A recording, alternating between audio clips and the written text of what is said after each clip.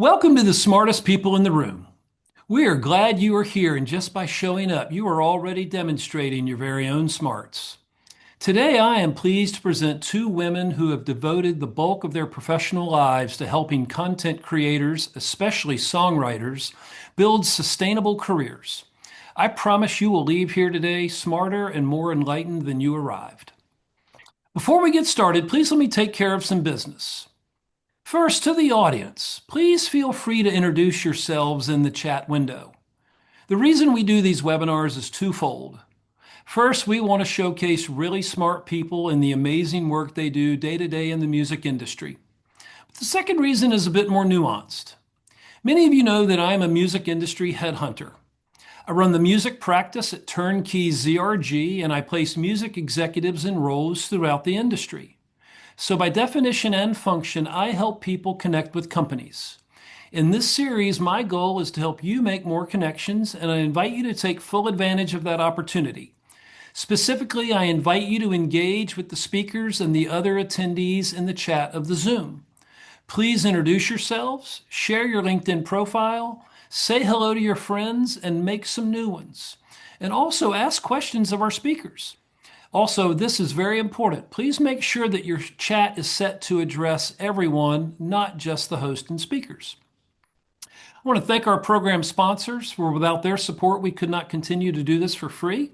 Special thanks to MedJet, Turnkey ZRG, the Tennessee Entertainment Commission, Tennessee Brew Works, and my favorite industry podcast, Unlimited Supply.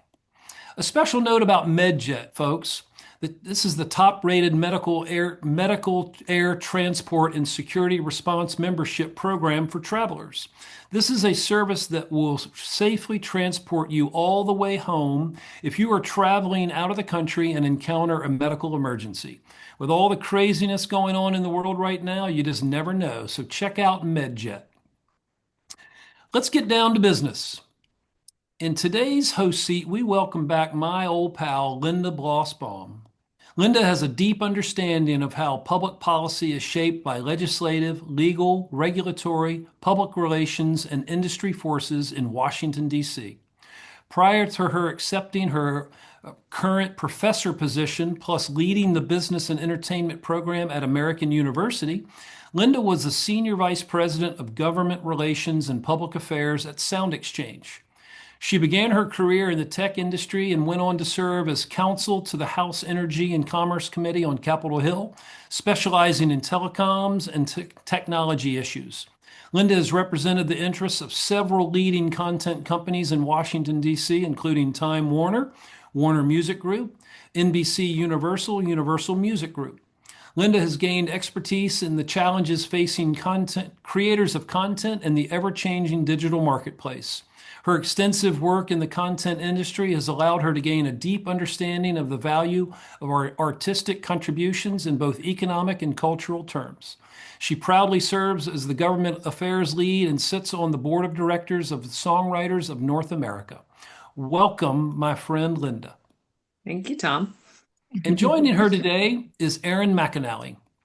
Erin is a lifelong member of the music community. Born in Muscle Shoals, Alabama, and raised in Nashville, she built a multifaceted career spanning A&R, production, music supervision, and scoring for film and TV, publishing, and live events.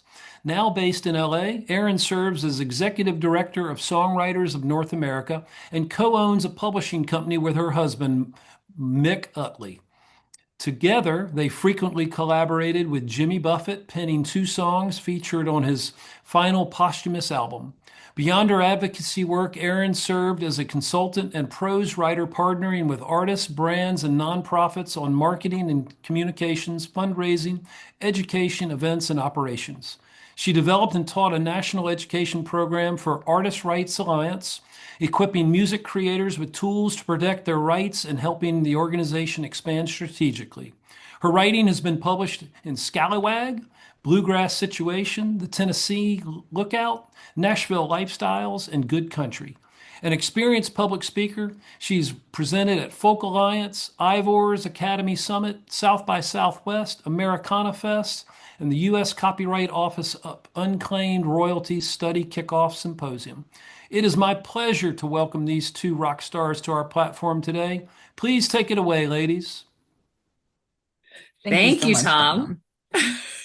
This is a little bizarre of a situation for both of us because we talk to each other probably 3 times a day, Erin. I mean, morning, noon, and night, all the time. And now we have a little audience to listen in on our conversations. So I don't know, we probably should keep it a little cleaner than we usually are, Erin. I don't know. Yes, a little more above board. It's also so great to see so many friends. The copyright office is showing up big today. Thank you, friends from the copyright office. USCO in the house. Thanks, guys. Awesome. Oh my gosh, it really is all of our friends. This is great. It's just like So having a many great big friends. party. We should Yeah, break I open a know. champagne or something. For sure. Oh, hi, Holland. This is really Well, fun.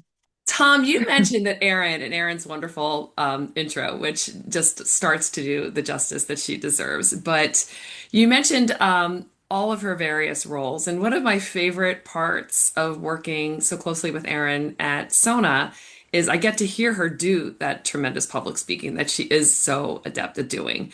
And what I love, Erin, when you do speak to rooms, either Zoom rooms or in-person rooms, you do this great intro of yourself and why you are sitting in the chair to begin with. So I was hoping maybe we could start out this conversation like we do so many when you're sitting on Capitol Hill, when you're talking to a forum of a conference, and just say who you are, your different roles, and why you're here. Um, Absolutely. Well, thank you for doing this with me, Linda. I'm very Fun. excited. I am a writer and a songwriter. I'm also married to a songwriter. I'm the daughter of a songwriter. I'm the daughter-in-law of a songwriter.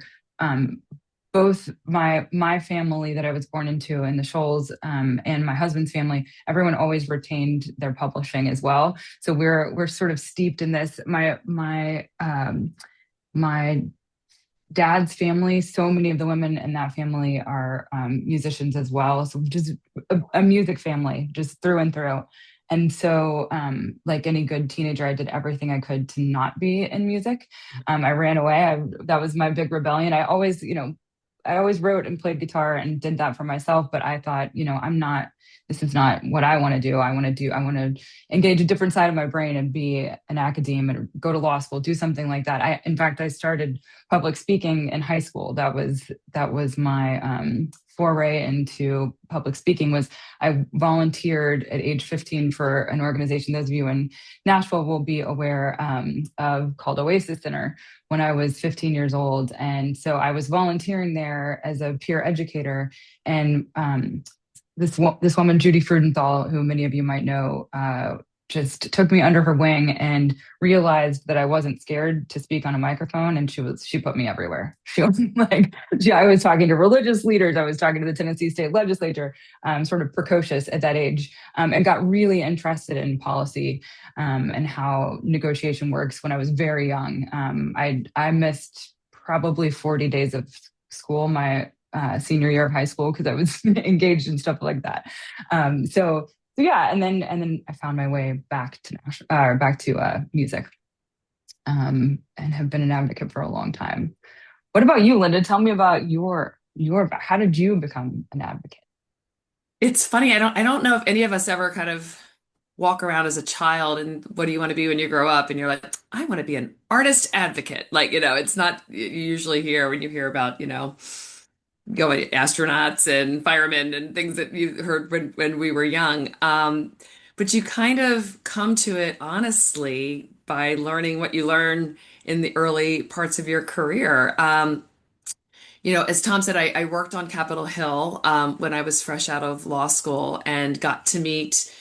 It was like going back to school to learn the lessons of this technology craze that was taking over the way that all of us were consuming information, and got to meet so many people on Capitol Hill and so many parts of the industry. Um, so I really was noticing that there was an absence of the folks that were coming to talk to me when I worked on Capitol Hill. There were, lots of big tech guys from Silicon Valley. There were lots of big Hollywood studios coming up and talking about their priorities with copyright. And there were a lot of big major music labels that had major copyright concerns. And I ultimately went on to work for some of those companies and got like a master's degree in all of the issues that we're facing today continually. But I did notice that there was an absence of the viewpoint of the people that were actually creating the content. So lots of lawyers, lots of business executives, lots of fancy cars and private jets. But I wasn't hearing a lot from the actual songwriter, the person that wrote the song, the person that played the drums, the person that wrote the screenplay or took the photograph. Those folks weren't coming up to the Hill back in the early 2000s when I was there, and even when I was later working for the industry. And I just thought to myself, what about those guys? Like, what they are responsible. I always say they're kind of the fundamental rung of the creative ladder, and they didn't have the means, the resources, the ability, the understanding to understand that all of these conversations were happening in Washington that affected their livelihoods and their art and their futures, and they weren't there. So I after a wonderful career in corporate America, and one that I learned a ton, and I'm so grateful to have had the chance to do. I just walked in one day to my senior execs at a major music studio and said, "Thank you so much. I've learned a ton, and I'm going to go do two things. I want to represent the actual human beings that create all of this content that we enjoy so much and that companies make a lot of money from."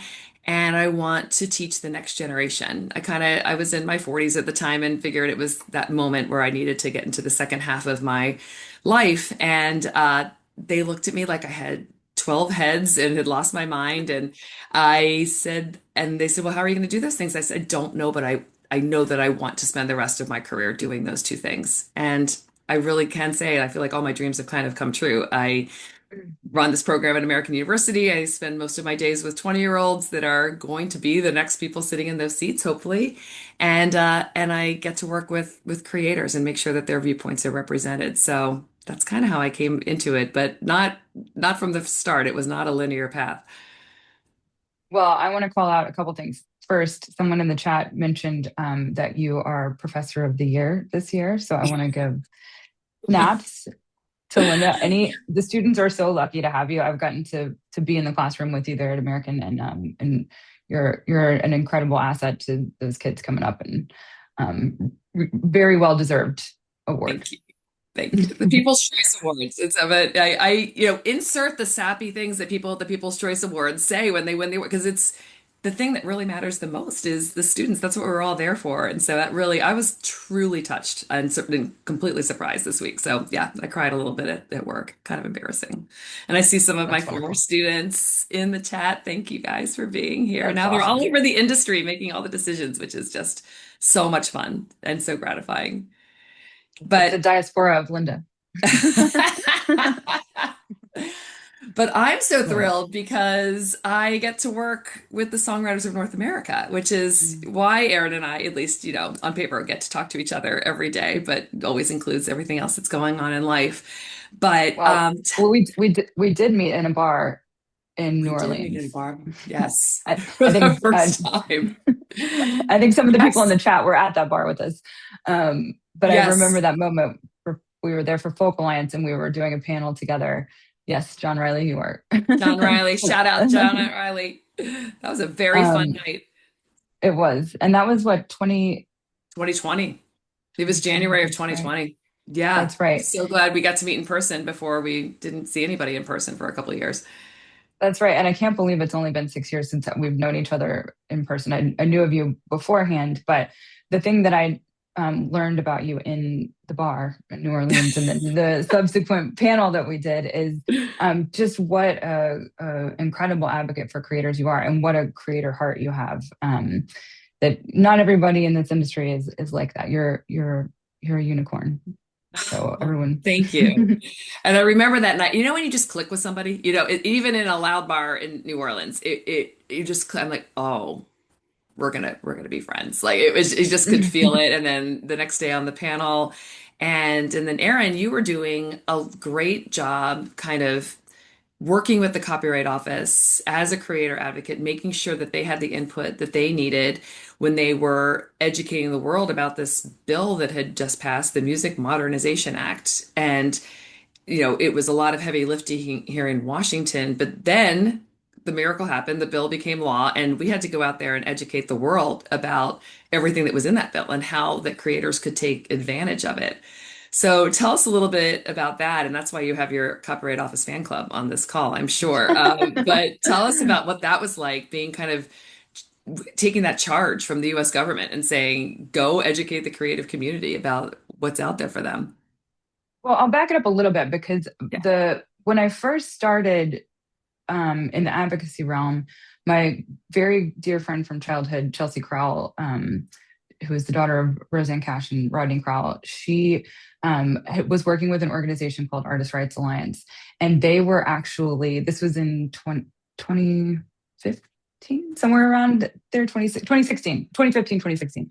They were rallying people to send them for fair pay. So they were trying to get artists to go to DC, and Chelsea and I were good friends. We were hanging out all the time, anyways. And she was telling me that an issue that they were running into was people not feeling comfortable going to DC and talking about it, like actually getting into the issues and talking about it. And I said, well, why don't we educate? Why don't we, lay the groundwork? And then when we started like pulling back the layers, it was like there's so much to educate on. So that's what we really spent time building that out. And it started on, with 20 people at Muscle Shoals Sound on the cutting room floor talking about the sort of historical context for all of these revenue streams, how the government touches all of them or doesn't, where the revenue comes from or doesn't. And so we started out with very small crowds, and then luckily our friends at the Copyright Office tapped us to get more involved on that level. We did things. We tried to do things in unconventional places, like the library, the National Public Library, so like that. And I remember the first thing we did on the MMA, we did it on a Tuesday or Wednesday afternoon in the downtown library in Nashville. And I was thinking maybe 30, 40 people would show up. 250 people showed up. It was wild. People really were engaged, and there was so much excitement around the MMA, and there were so many questions around it. And so it was really great to have that sort of chance to level set. And then it just sort of grew from there. Yeah. And that's what I think you're very, very good at, Erin. And we have a lot of work to do, but there are kind of two different languages that are spoken.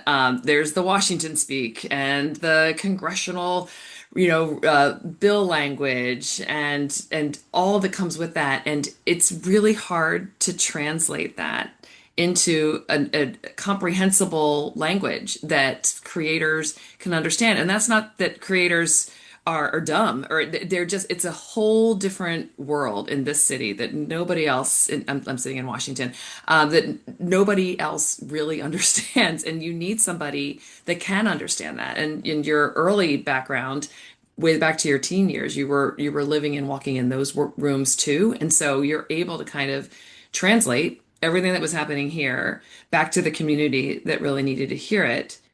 And then fast forward to today in your role at Sona, you're taking that translation the other direction as well. So you're taking kind of what you're hearing on the front lines with songwriters every single day and bringing that into the national and international rooms. I know you're on your way to London next month, to really make sure that those viewpoints are part of the conversation. What I said was missing when I was up on the Hill 20 plus years ago. And it takes a special person that can really kind of walk in both of those worlds and understand and be trusted in both of those worlds as well. Back at you. And Maybe, I like that translator, really sort of sitting in between the two. Translator is a good word for it, because it's honestly, it's algebra on both sides. It's trigonometry on both sides, where you're like trying, it's right. it's dense, that both the industry and the music industry and what's happening in DC. So yeah, and I think that's a great moniker for you as well, both translators. Yes, and it's a great place to be. Sometimes it's complicated because you have to kind of remember, but I think when you're trusted by those audiences, whether it be the legislators and policymakers, and then back to the community that will fill a record. I mean, I still am marveled that Sona does a songwriter summit every September. It's like on a Saturday afternoon in the most beautiful time of the year. And we have hundreds of songwriters that pile in just to hear about what's happening in Washington. So there's a real appetite for hearing about it and being a part of those conversations. And then certainly on this side in Washington, D.C., which is nowhere near as beautiful or as a temperate climate as LA is, but people want you here too, Erin. Maybe just talk a little bit about kind of maybe our most recent meeting in January when you came in and talked to the chairman of the Energy and Commerce Committee, who just wanted to talk for hours, literally hours plural, about Muscle Shoals, Alabama. It was just a beautiful thing to watch you do. How does that feel when you're like you're the expert for this community, but also so trusted by the people here in DC that are making those decisions? Oh, well, thank you for saying that. Well, one of the things that I ran away to from the music business was learning about conflict negotiation. Yeah. So I so I studied. I actually went to Belmont I was a literature major and a poli sci minor, and I studied in China in college. I thought I was going to go maybe into international law or something, and I spent a year after college working for John Siegenthaler at the First Amendment Center. I was doing legal research there, so really, really trying to stay away from music. And I got the opportunity to go study at this federal program in Hawaii, and it was at the East West Center. It was largely focused on conflict negotiation, and so I feel very passionate about mediation in general and conflict negotiation diplomacy, and I sort of carry that. I learned a lot of what they're kind of creepy tricks about getting to know people, but like for the purpose of understanding where people are coming from a compassionate place, from an empathic place. And so I kind of have that current running underneath everything that I do. It was such an honor to be a part of that program and to be with people from all over the world, learning from conflict negotiators all over the world. It was really, really incredible. But so those are some of the things that I keep in the back of my mind. So when we're walking into a meeting, like we walked into with Chairman Guthrie, where the topic was AI and creators. My first thought is how do I connect to this person? And I had heard, or actually, I think I read on Wikipedia right before I walked in the room that he was from the Shoals, and I just said, "Were you born at Eliza Coffey Memorial Hospital?" And he said, "Yes, were you?" And I said, "Yes." And then it was like off to the races, It was, so it's a silly little thing, but it did sort of change the timbre of how we started the meeting, and he was so lovely to us and spent so much time with us, and I think heard what were there to represent. And not that it's because we were born in the same hospital, but I think it does sort of change the timbre of the conversation that you're having when you find those connections. So that's something that I always try to do. And you do a great job. Another thing you do very well, and you just gave a great example of it, is you do your homework. The thing about Erin, if you are new to a job and we're getting advice from Erin about how to succeed in your job, she would truly tell you one thing. What do you tell people when they say, "How do I do this job?" Read. Read, exactly. Mm-hmm. There are people on this call that I know have been given that advice when they've started jobs, and you know who you are. But Erin does her homework. She reads. So you're reading Wikipedia as you're going in to meet with him. I mean, to find out, silly things like, what hospital he was born at in Muscle Shoals. I guess you had to ask him that. But it's such a great example, Erin, of why you're so good at your job. Same meeting, same message. I guess you had seen, because you read the headlines of the day, that the day before, that chairman, who also has jurisdiction over healthcare and the healthcare industry, had a bunch of healthcare executives sitting in the very hearing room that we were sitting in. And, while we were there to talk about music issues and copyright and AI and the things that are deeply concerning to Sona, you also brought up the fact that you also have this platform with the healthcare industry. And one thing that is a serious threat to songwriters, not livelihoods, but their lives, is the inability to get affordable healthcare coverage, especially this year, now that we've started 2026. And we had just started 2026 at that point. And it was just such a great example of you read, you do your homework, and you were able to have a conversation with the gentleman who has jurisdiction over this crazy healthcare system that we have in America, and Mhm. really get his take on that. So Yeah, I um, maybe came in a little hot on that, but I did. why wouldn't you? But it I was mean, yeah. sure. But yeah, that was a good. I would like to segue just briefly now that we're talking about reading into just a little personal competition that Linda and I are starting to read her husband's new book, Inside Oh my America's God, Opioid Crisis. I'm it's plugging. right here. Hi, honey. We're I see gonna her in the chat. Oh my goodness. we are gonna race. We're gonna race. Hmm. Notice that We have to. it's on our desk behind our computer that we sometimes get caught up in. But yes, it's That's right. That's right, for sure. But, but in all seriousness, I really do. Reading is it's everything moves so fast right now, and we're getting so like we're inundated with news articles, we're inundated with um, official government documents, all these things, and I have to.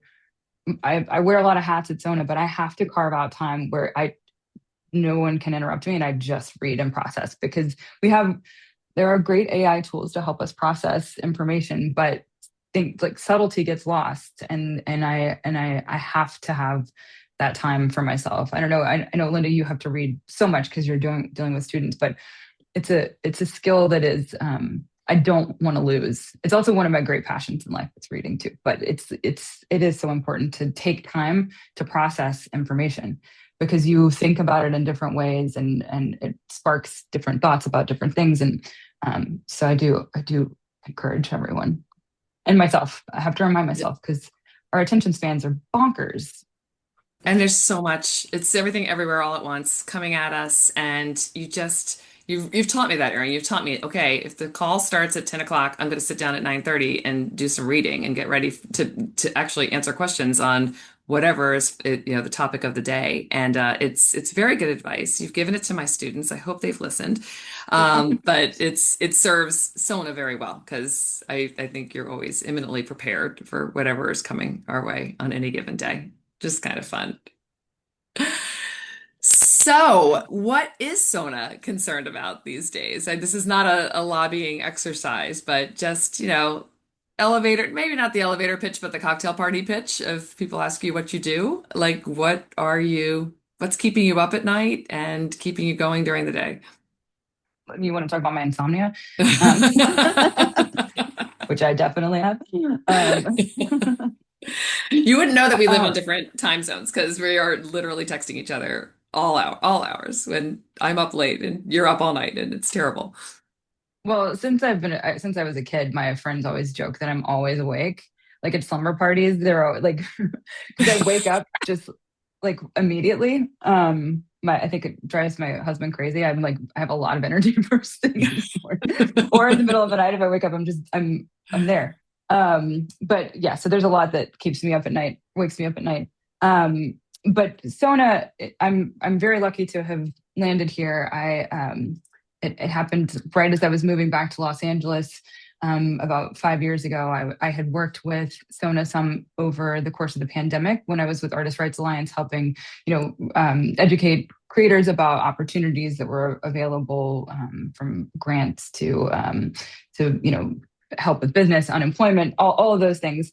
Just trying to get money and information into the hands of creators at the time. So I had worked virtually with them and was very aware of their impact on the MMA and all of that leading in. So when I moved out to LA, I believe Abby North is still here. Abby was very instrumental in my introduction into the Sona world in real life, and so I'm very grateful to that because I was certainly a fan of the work that was happening. That Dina and Kay and Michelle and Jack and Adam, all these folks had poured poured so much into. So the timing couldn't have been better. It just happened that there was an opening on the board and that they were looking for an executive director. So it happened very naturally, and I'm really really grateful. I love that it's creators. It's primarily creators and incredible creator allies with creator hearts that lead this organization. We've, one of the big things that we've been working on, and Linda can attest to this, is growing membership, because membership informs all of the advocacy work that we do. We learn things on a day-to-day basis from creators that we wouldn't necessarily know in our own silos. So it's incredibly important to the work that we do to grow our membership, both genre wise, generational wise, geographically, all of those things, because songwriters have such different paths that nobody looks the same. I have four songwriters in my immediate family, and everybody's got different paths. It's everybody does experiences it in a different way. So it is a big job to represent that many songwriters on the international and federal and local levels. But it's only done well if we are in conversation with them. So growing membership is really important. We are very much focused on strengthening and broadening existing revenue streams. We're also looking at new revenue streams, the potential for them and the pitfalls of them as well. I think everyone can read through the lines of what I'm talking about. But yeah, so and just creating opportunity for songwriters, making sure that we're in contact with all of the stakeholders in the industry. Advocacy is certainly not just government relations. It is dealing directly with the industry and the places that the government doesn't touch, or even in the places that it does. Like making sure that we have good relationships with the stakeholders is so important.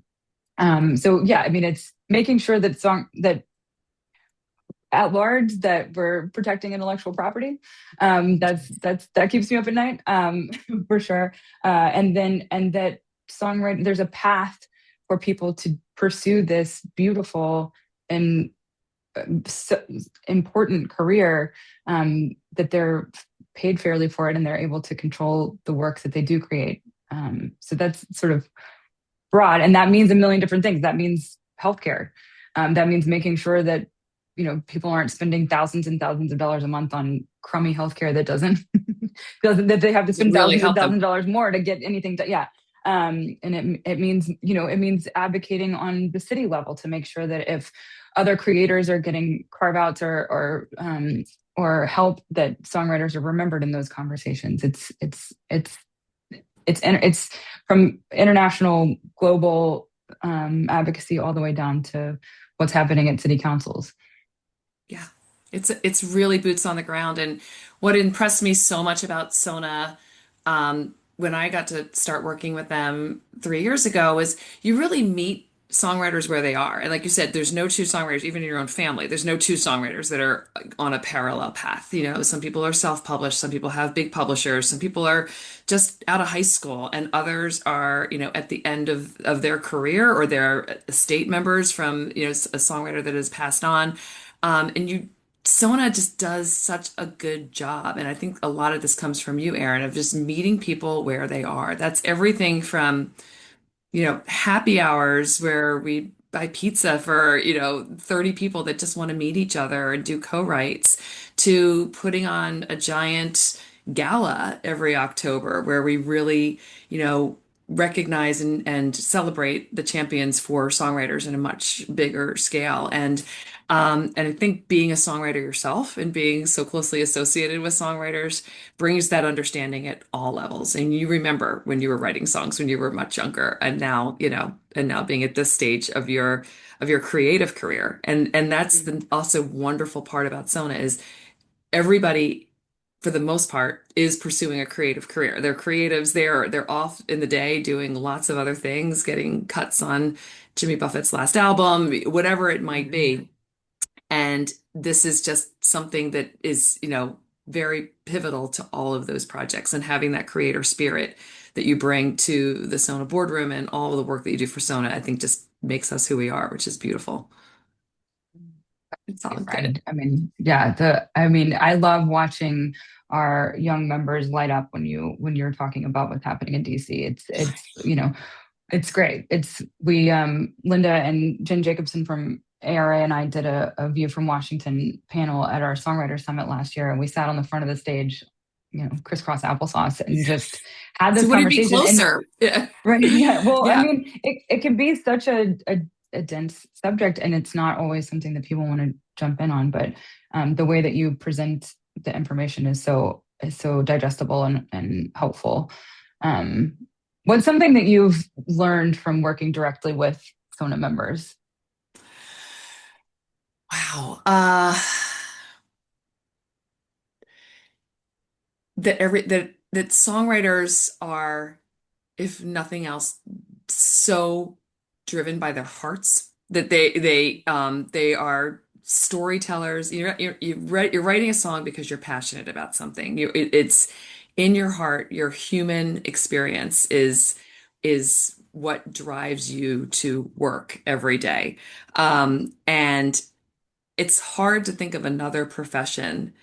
There are others, of course, but where not only the product is from the heart and from your human experience, but also the process is. I mean, sitting in a writing room with co-writers, developing these beautiful songs together, or watching the creative process of even an individual writing a song, there's nothing like it. And that's not to disparage anything else that anybody else does, but it's very unique.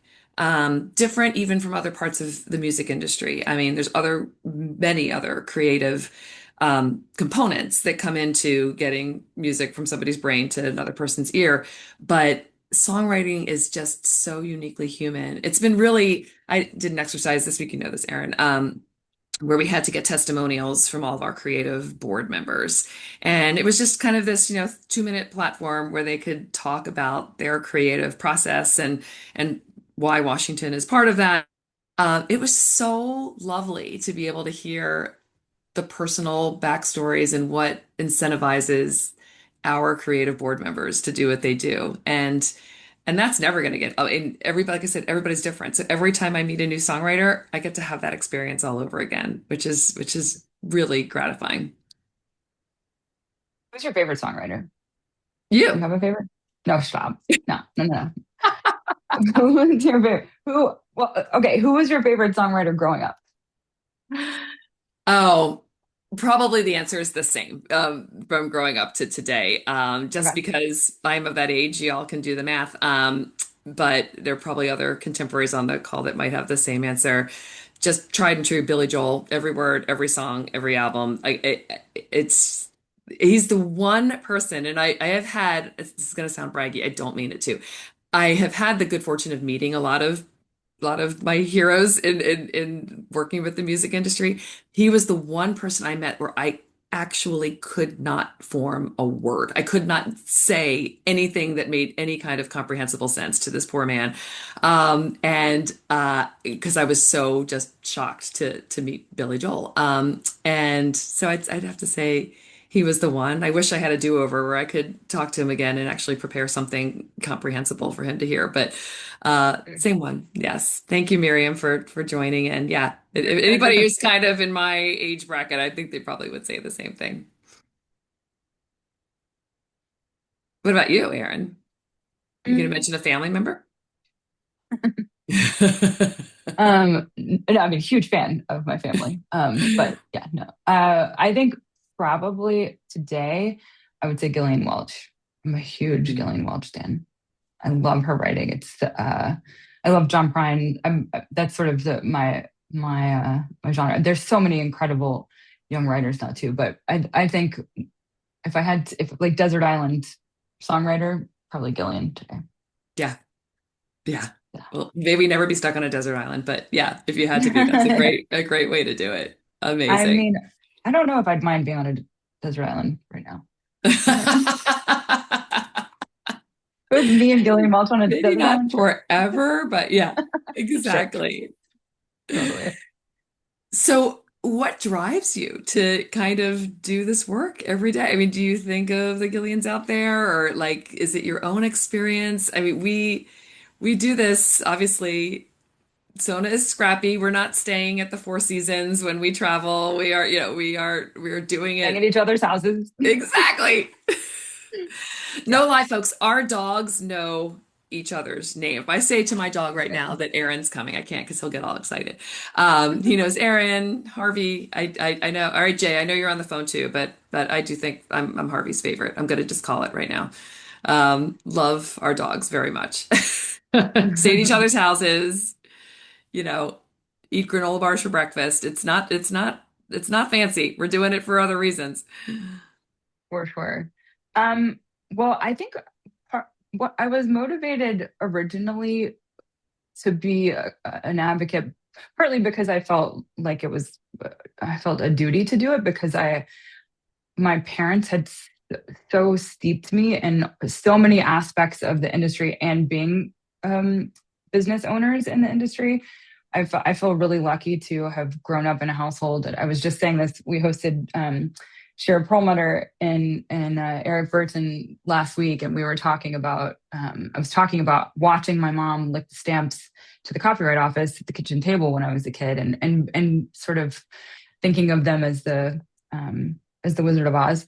Now it's so funny that when I'm in DC, sometimes I stay with Holland, who's on this call, and always see John every time I'm there. So yeah, so I was very lucky, and I grew up in studios. I grew up surrounded by music creators. I learned how to play pinball and billiards and in the studios in Muscle Shoals, and then wound up. I was lucky to work in the music industry in Nashville for many years, even though I really tried not to, but in various aspects of it. So I got this sort of from the live industry to production to all sort of different aspects of it. I had this sort of 360-degree view. Oh yeah, Sona sleepovers. Jay stays with me too. Yeah, Jay. Exactly. But We can leave each other notes, Jay, in Erin's guest room. that's right. I should have a guest book. That's awesome. Exactly. Everyone on this call is welcome to stay with me next time you're in LA. It's like, just Um, hands off Harvey. Harvey's mine. yeah, you have to like old golden retrievers. Um, but part of what motivated, so that was one of the motivator. Part of what motivated me is that there weren't a lot of young people in the realm of advocacy, and there weren't a lot of this was when I was younger, but there weren't a lot of young people in that world, and it also seemed sort of the door was closed to women to some extent, especially if you're not coming from a traditional job role in the industry, and I was sort of not in that role as an advocate at the time. And I was motivated by the fact that I viewed creators as small businesses, and what I was seeing was a lot of the advocates were saying, "Go to DC, but just play guitar, Mhm. just sing." And I was going, but there's stories to tell, and there's perspective that's beyond just the performance.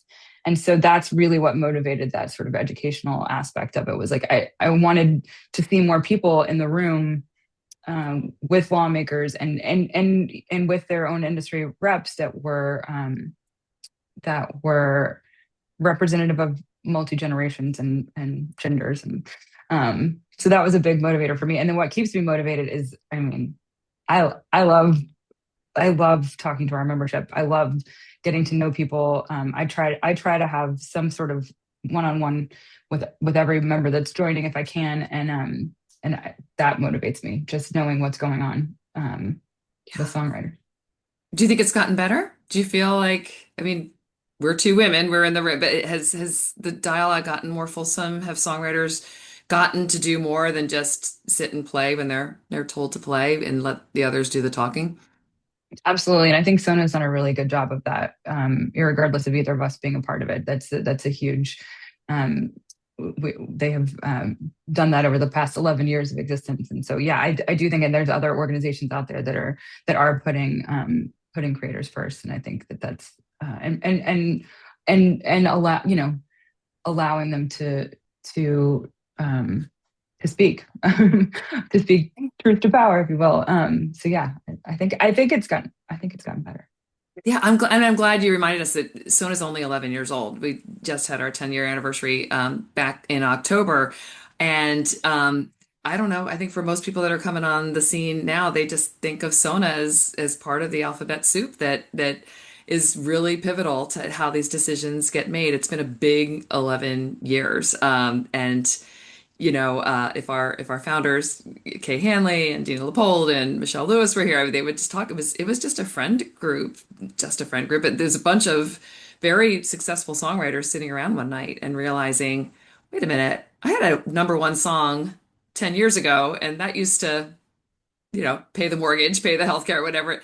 And now I've got another number one song and it's not doing that anymore, and just scratching their heads and wondering why. And what has been able to happen in those 11 years is pretty special. It's wonderful to get to kind of be in the Sonaverse that we call the Sonaverse. That's But right. it's a good place to live. Absolutely. We're very grateful for them for having that foresight 11 years ago and still being around to make sure that, you know, the mission is accomplished. Absolutely, Absolutely. for Yeah. sure. Linda, what's the first CD that you bought? Or sorry, not CD, whatever format it Oh was. my God, it was not a What's the CD. first I'm older than you. Don't forget that. Um, that you bought with your own money, though? That's the key. I bought my babysitting money, maybe not even, it was probably before that, my allowance money. It's funny that you should ask because I've been thinking about that this week because of another project I have to do next week. It was Sean Cassidy, not Okay. David Cassidy, but Sean Cassidy. And just as an aside, because my life is not very entertaining, but this is the most exciting thing I get to do this week, of course, after this call. Next Thursday on campus, there's a professor who must be a little bit older than I am because I was a Sean Cassidy kid. This woman is clearly a David Cassidy kid. And she has her seniors doing a capstone project to get David Cassidy into the Rock and Roll Hall of Fame. Now, Wow. don't really think of David Cassidy as a rocker, but whatever. It's her project, and I had not even met her, but I I guessed that this woman was like early 60s and had a big crush on David Cassidy when she was a teenager. So she has this campaign, and a student asked me and some of my friends that like knock around in their basement with a band. Basically, she's like, "You're an old person. You're in a band. Will you come sing some of these old songs at the coffee shop on campus next week?" So I'm suddenly very focused on David Cassidy, um, and the Partridge Amazing. Family. I know. There are plenty of non-rockers getting in these days, Tom. You're right. But so that made me think, I remember buying Sean Cassidy's album because we were kind of like, version two of the Cassidy family. Again, I've just completely aged myself. What about you? You probably did buy a CD first. I did buy a CD. I was very into vinyl as a kid. We had a great vinyl collection. I thought about this the other day. I had a little plastic VW van it was battery operated, and it would drive around the vinyl and it would play it. It had this crummy little speaker in it, but it was so cool. And I would lay on the floor and watch that thing go around and listen to records. My favorite way to listen to music was laying on the floor. Like that. I was like a deep music listener when I was a kid. But when we were still living in the Shoals when I was a kid. I got a 6 CD changer, Ooh, one those of are the ones that nice. like spun around. Yeah, I was pretty excited, and I bought a Spin Doctors CD, and I bought Yes. a Tony CD, or Tony Tone CD when I was I think like 11 or 12, something like that. Yeah. Those were my Yeah. first. But I worked at Tower Records when I was a teenager. I was a huge music. I collected a lot.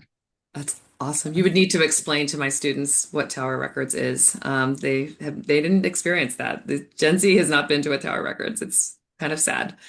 It was a But special place. It was a home for freaks and geeks to work. We had so much fun. We got free did you get a concert discount? tickets. Yeah, but I was making like 5.25 an hour. Right.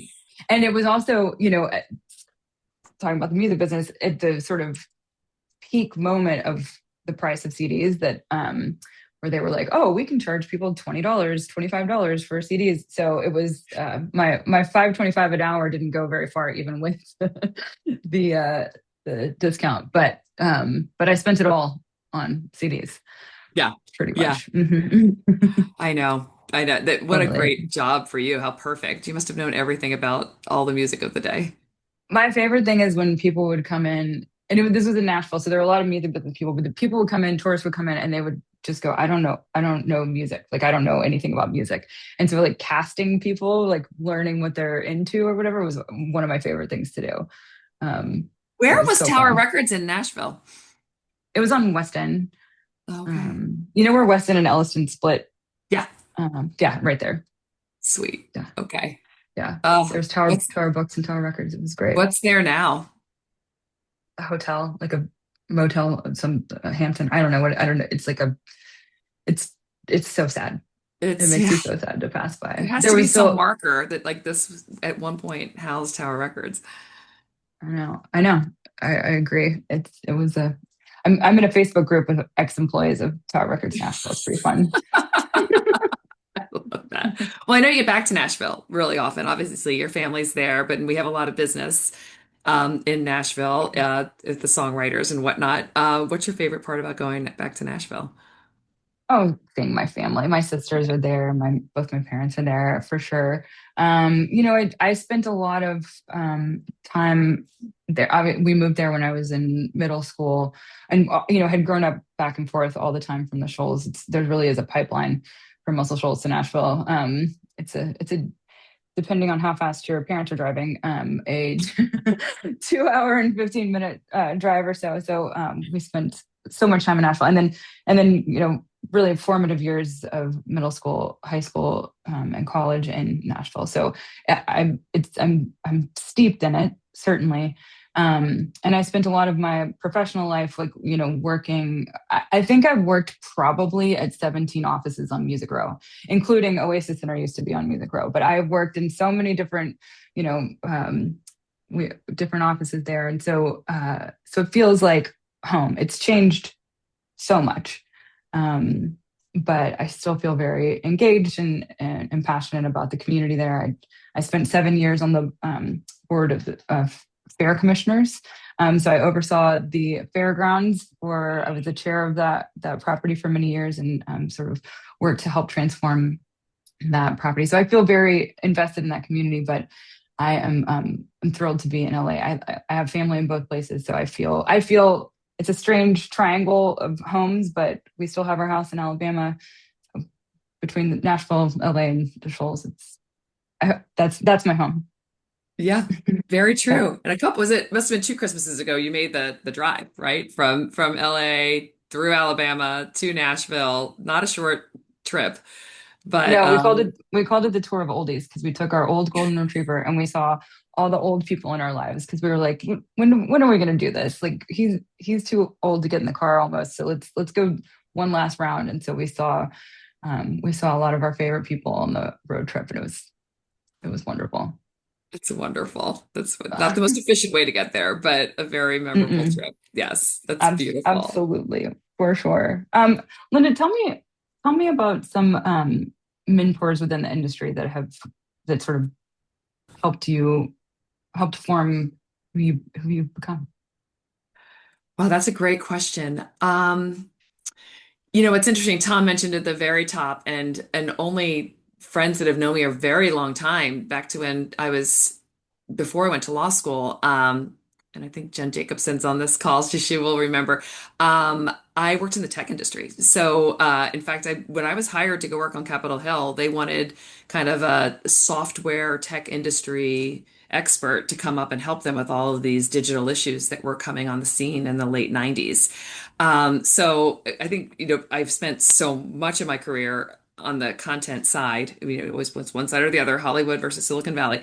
But I spent my post law school years and the bulk of my career on the content side, but I started on the tech side. So what's interesting is my very first boss from when I was 22 years old is a preeminent gentleman here in DC that's since retired. His name is Emery Simon. Some people on the call might know him, but he hired me as a kid at age 22 because we both were completely addicted to Diet Coke, and just hit it off. And I was talking about our love for Diet Coke. And I worked for him for 7 years before I went to Capitol Hill, and he is still my go-to. Mm. I don't ever make a big decision. Sometimes I don't even make small decisions without checking with Emery.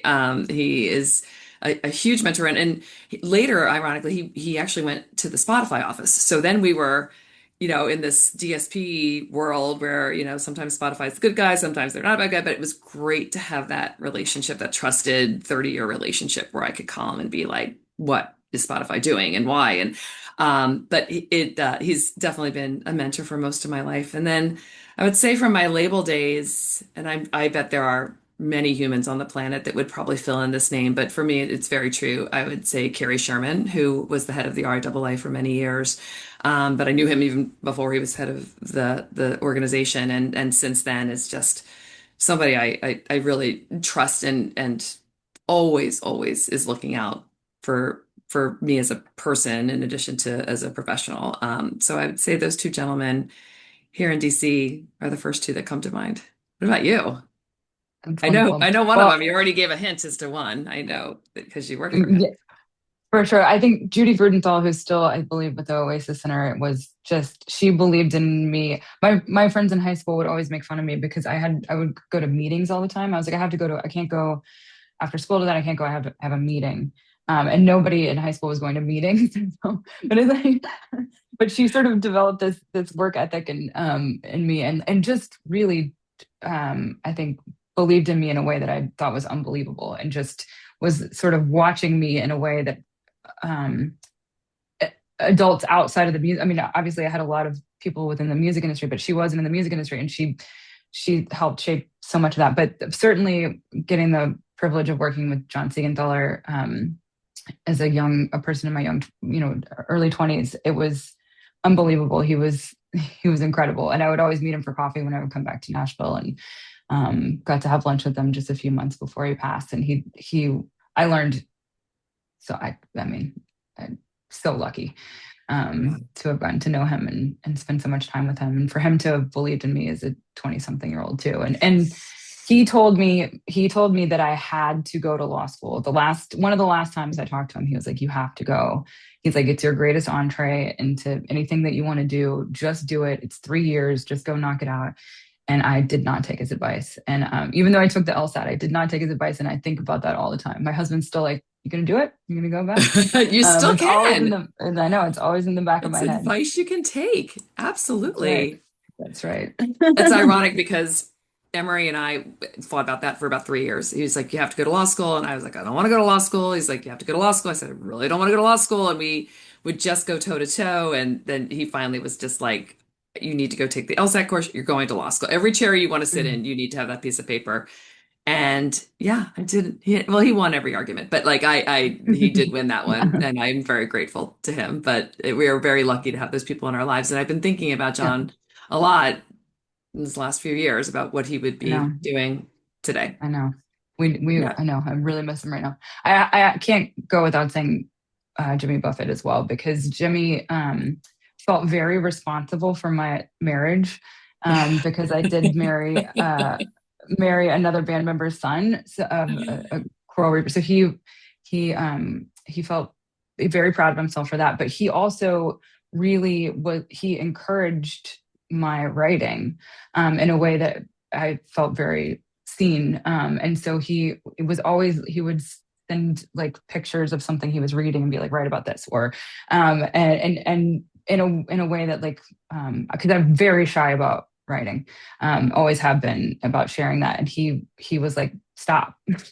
Stop Yeah. being shy. And one of the last things that he said to Mick and I, when we were leaving his house right before he passed away, was he just looked at us and said, "My writing partners."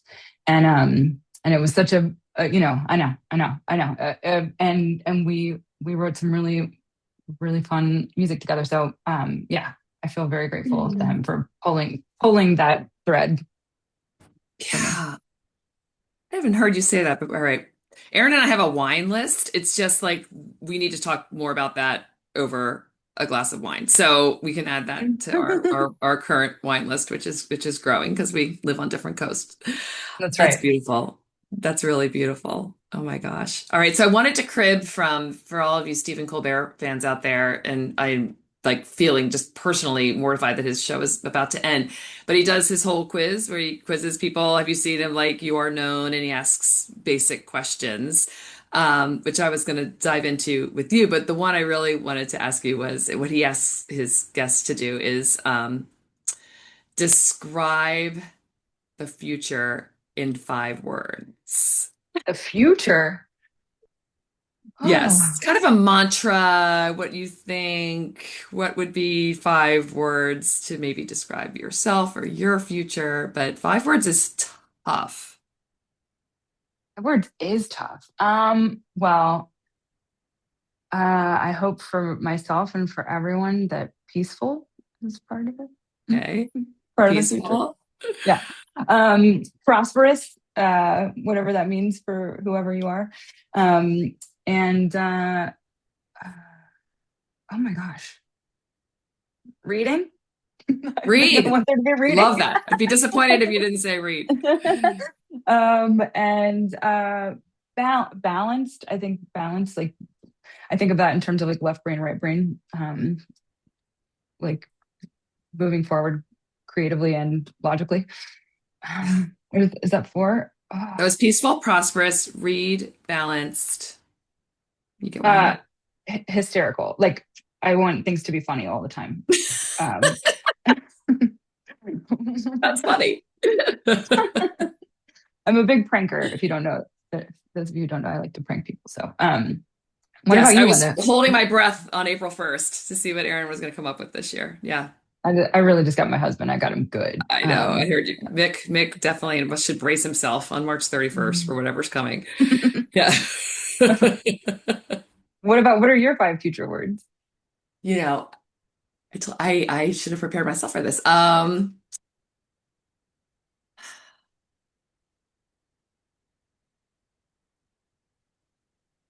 I would say friends, family, filled with love, Mm. just Oh, driven by love. We need more love. Love should be the driving factor. I So love there was connective tissue to your words too. Mine were just all over the place. it's okay. I didn't warn you. Well, Erin and Well, I are going to be talking all day. I have a whole list of things to talk about, but I'm not sure if we need to take questions. Tom is here to drive us. I see it's been an hour, a wonderful hour. that's right. I think we ought to carry on for a few more hours. This has been remarkable. Um, Seriously, Aaron, that story you just said about Jimmy Buffett, chills. Somebody said chills. I got chills. Mm, Unbelievable. Um, beautiful. my favorite question to ask at the end of these of my two guests is tell us something about you that maybe generally speaking the public doesn't know. And it doesn't have to be too revealing, but like, wow, really? Who knew? Um, Go either one of you. What you got? Mm.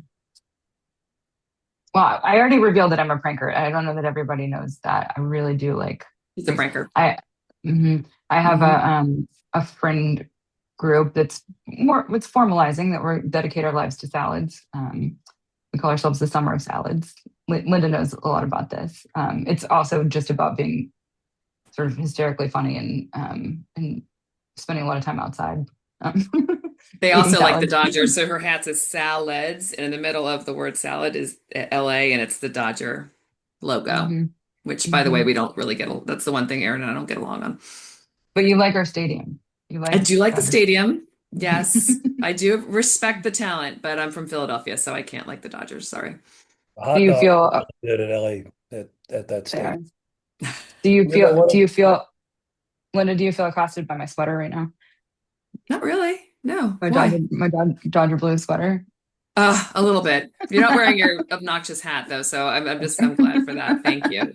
Yeah, during during like the postseason, we wear our hats on calls with each other just to get each other's goat. Yeah, it's fun. That's right. One thing you know about me, I mean, I don't know, I'm kind of like an open book, but um, I had the chance to sing in the backup choir for Barry Manilow when I was 15 years old, which Very I Nice. thought was perfect. super cool at the time. I know I've just lost probably half the people on the call who are not Manilow fans, but I got to meet him when I was 15 because he does this song called One Voice and it keeps like growing more and more and more voices, and I got to be one of the backup choir kids. So I don't know, I usually try to surprise people with that one. It's been around for a long time. I'll have to keep thinking about that, Tom. That's a great one. Well, I gotta. sadly, we are out of Oh, time, but I just want to say thank you for, and number one, just doing what you do for the music industry, both of you. As I said at the top of the show, tireless advocates on behalf of content creators, especially songwriters.